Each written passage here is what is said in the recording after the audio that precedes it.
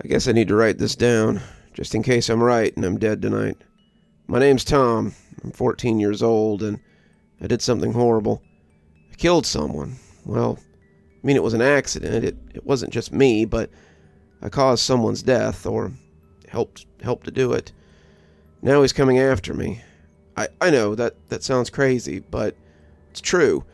And I need to get all of this stuff off my chest before it's too late. My two best friends are dead. Braden died last Wednesday, and Bart died last Wednesday before that. They were bullies, and I guess I am too. But they were my friends, and I miss them. Bart was kind of the leader, I guess you could say. He was this big, tough kid, and he loved picking on people. I used to think it was funny. That's wrong of me, I know, but you sort of sometimes get, excited that someone isn't picking on you, so you join in when they're picking on someone else. The kid's name was Max, and he was Bart's favorite target. He was this little guy, skinny and short, with big buck teeth and shaggy hair. He wore glasses, and his family doesn't have a lot of money, so his clothes were always too big because they came from his older brother. Hand-me-downs, you know. Max has an older sister, too, this weird girl about to go to college. She always dresses in black clothes and stuff, and everyone makes fun of her and calls her a witch or things like that. She's a total loon. My parents didn't like when I started hanging out with Braden and Bart. Braden was an alright guy, I guess, but he was kind of like me, caught up in Bart's crap and just thankful not to be on the receiving end of everything. Bart beat a lot of kids up. We were just glad not to be getting our asses kicked, I guess. It's not like Bart didn't have good qualities. He was a funny guy, and he could be nice sometimes. His dad is a big jerk, and he had a bad home life. I guess the bullying makes sense when you filter it through that. I'm sure most bullies are kind of like fighting through something when it comes down to it. I mean, no one's just mean for the sake of being mean, are they? Okay, so Bart and Braden and I, we like to play football in Braden's backyard a lot. He's got a big backyard, but at the end it was this little creek, and we'd all taken some spills in there before, running down the line trying to evade tackles or whatever. Bart had the idea that we should invite Max over to play with us. He asked him on a Wednesday after school and was super nice to him, apologized for being so crappy to him, and asked him to come over to play. I was there. Max lit up like a Christmas tree. He seemed so excited to be invited. We laughed about it as we walked to Braden's. Max wasn't with us. He said he had to go home and ask his mom first. We waited for the kid in Braden's front yard, and Bart hit my shoulder when he saw him riding his bike down the street to us. We were all super nice. I don't know, I guess he knew we were being crappy, but we kept catching each other's eye and smirking. We went into the backyard and started tossing the football around. Max was better than any of us thought he was going to be. He didn't seem like the kind of kid who would be good at sports, but he caught everything and had a decent arm on him. He asked if we were going to play a game, and Bart told him that we were. He asked Max if he had ever heard of the game Smear the... Well, I don't want to say it. My sister's gay, and I love her and support her. I was uncomfortable with the word anytime Bart said it, and he said it a lot. I mean, he said the Q word in a crappy way, like to make fun of people. I'm sure you've heard of the game, he suggested. Max said he'd never heard of it. Bart explained that whoever had the ball was the Q word, and everyone else tackled him. Then he tossed Max the ball. He caught it, and we rushed him, knocking him to the ground. Bart did, at least. Braden, too. I guess I did, as well. Every time Max got up, one of us would knock him down again.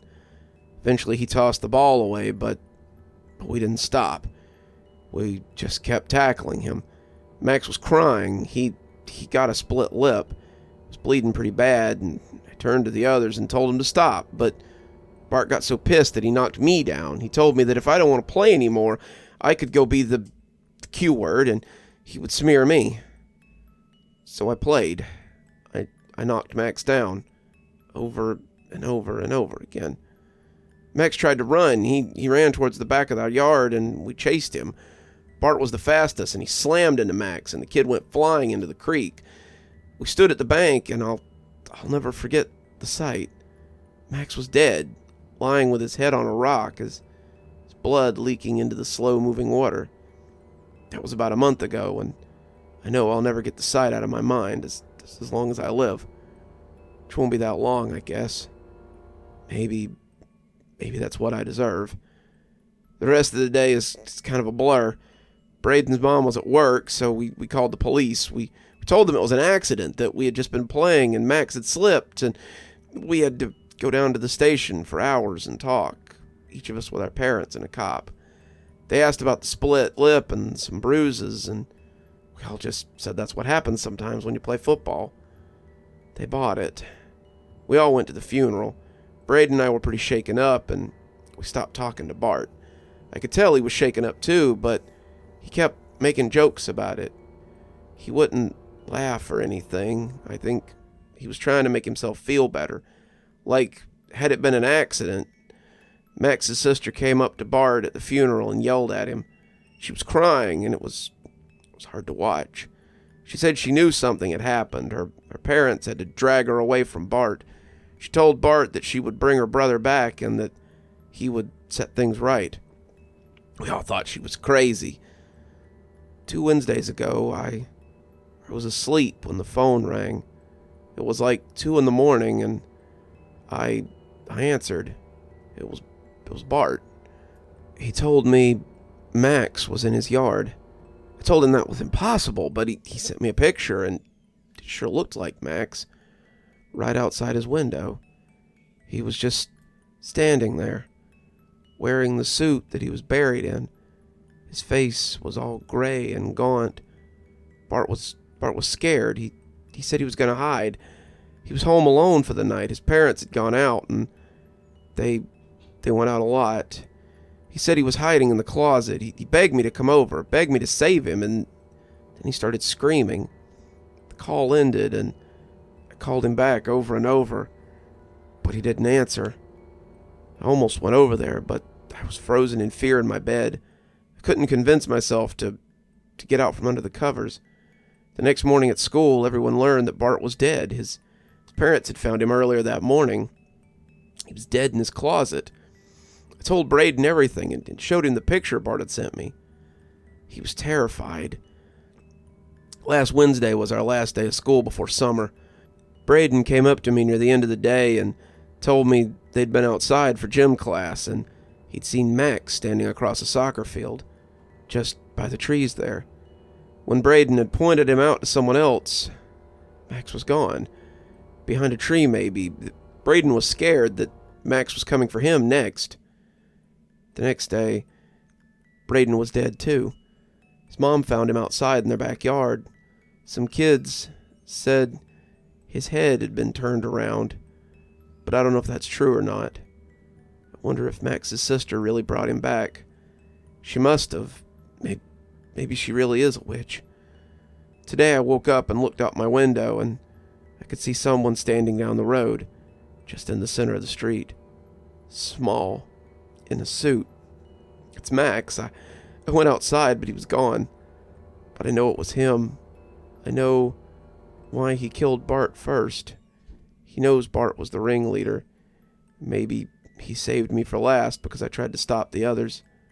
I don't know. Maybe he won't kill me. But I keep seeing him. He's getting closer. He was at the end of the street earlier. Then when my dad sent me outside to get the garbage cans from the road, he was closer, in a neighbor's yard, staring at me from around the corner of their house. He's getting closer. He's coming for me. I guess I don't really blame him. You're still here. I thought you might be. Thanks for joining me for tonight's story. If your insatiable appetite for horror knows no bounds, might I suggest one of our playlists, or one of our previous stories in the archive? There should be one appearing at the end of the story any minute now. And of course, if you're not subscribed, why not go ahead and hit that subscribe button? Maybe hit that notification bell so you don't miss any of the spooky things that we do here. If you prefer your horror a little more analog, you can always pick up one of my books. There's a link below to my latest, and it'll take you to all the great things that I've posted on Amazon. For my book lovers in the audience, I always suggest coming on down to Patreon so you can become part of my ghostly reader tier and get a book anytime I write one, which is usually about twice a year. Speaking of my patrons, let's go ahead and thank them, shall we? Thanks to Unicorn Hollow for being our spooky ghost contributor. Thanks to Janet and Lady Vengeance for being our spooky skeleton tier contributors. Thanks to Hi Stacy, Winter, Xaronan, Emily Coltsfoot, Stephanie Carrington, Marianne Schuler, Tyler Parker, and Jennifer Damron for being our ghostly reader tier contributors. Thanks, everyone. We just couldn't do the show without you. If you think you might like to support the show in a more monetary fashion, come on down to Patreon. I have many tiers. I'm sure you'll find one that suits you best. I always recommend the ghostly reader tier since you get a signed book anytime I write one on your doorstep. But I have many tiers, and again, I'm sure you'll find one to suit you. And as always, thanks for stopping by. Dr. Plague, signing off. Have a wonderful evening.